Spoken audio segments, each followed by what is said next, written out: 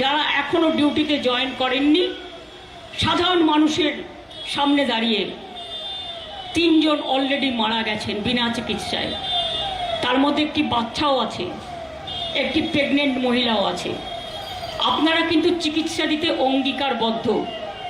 5 দিন তো হয়ে গেল, দয়া করে আপনারা অনুগ্রহ করে, আর কি বলতে পারি, আপনাদের পায়ে ধরে বলছি, তাতে যদি আপনাদের চরণ যুগলগুলো ভালো থাকে, যে আপনারা দয়া করে মানুষকে পরিষেবা দিন, চিকিৎসাটা করুন। কারণ চিকিৎসার জন্য আপনারা অ্যাপয়েন্টেড হয়েছেন। আপনারা ট্রেনিং করলেও আপনারা একটা হসপিটালে কাজ করেন, কাজ বাকি রেখে আন্দোলন করেছেন তো 4-5 দিন, কেউ কিছু বলেনি।